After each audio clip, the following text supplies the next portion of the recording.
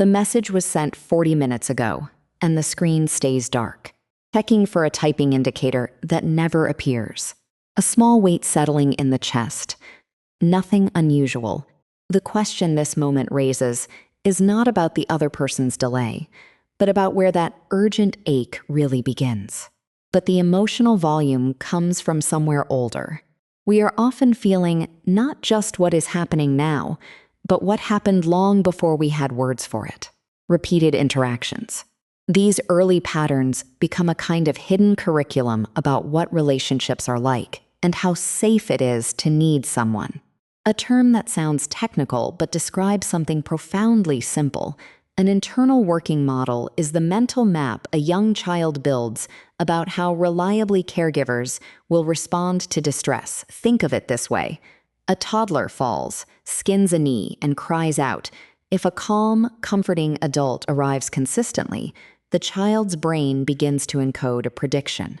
When I hurt, a different prediction forms. But that unspoken expectation gets woven into the nervous system and the way the child reads other people's faces.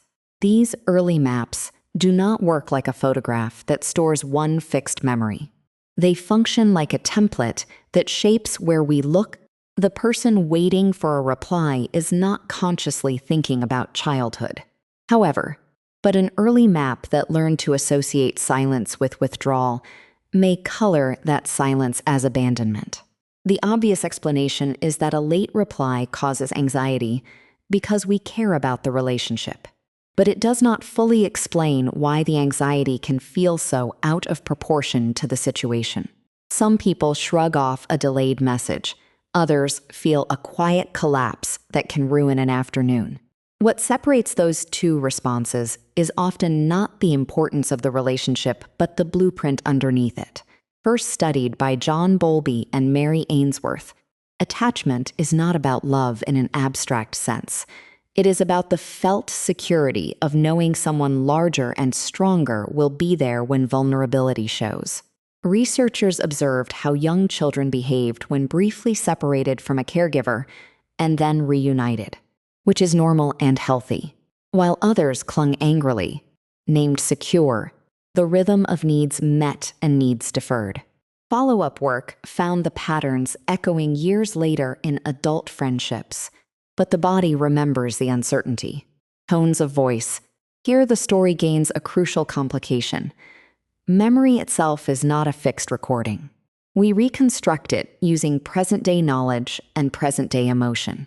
What we recall is not the past as it happened, but the past as it currently makes sense.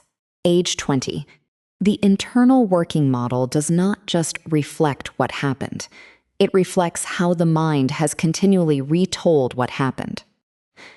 This is why two siblings who shared the same home and the same parents can carry radically different expectations into adulthood. Each child occupies a unique position in the family and might genuinely receive a different quality of care, even on the very same day. Emotional climate. The anxious signal can feel like a straightforward fact about the present moment. But a significant portion of that signal may be a memory of much older waiting rooms. The early map is not only about safety, it is also about whether relationships are places where strong emotions can be expressed or must be suppressed.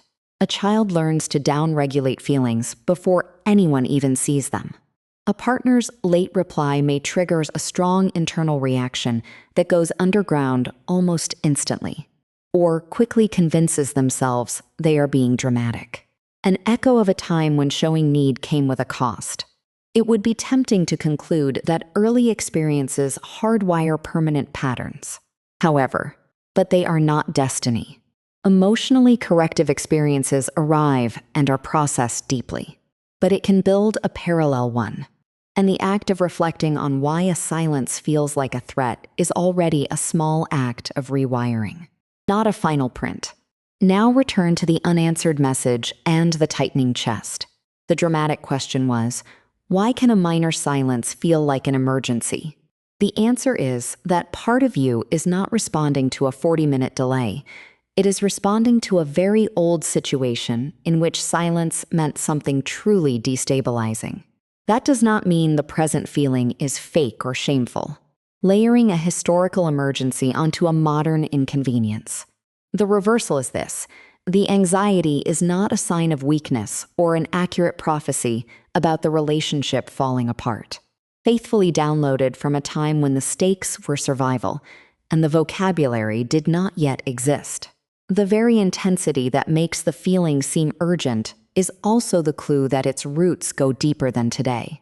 But it changes the ache's meaning. The feeling becomes something to get curious about, instead of something to obey or attack in yourself. A quiet question can arise: what old silence am I hearing inside this new quiet? A particular empty afternoon, like learning to watch the sky before leaving the house. Your waiting body is not broken. It is speaking a long-practiced language that once made sense. But the body learned long ago that neutrality was often the calm before the storm, because raising hope only to have it collapse was too costly. In adult relationships where most silences are ordinary, the difficulty concentrating on anything else, or they are about to leave. But their wording is often borrowed from much older relationships. A practical shift begins not with controlling the thoughts, but with noticing them as echoes. But they do not come from the direction we think. Evidence from longitudinal studies suggests that adult attachment's security can shift across the lifespan when people enter safe relationships or engage in reflective work. But a significant minority changed, such as a supportive partnership or effective therapy. Change did not require forgetting the past.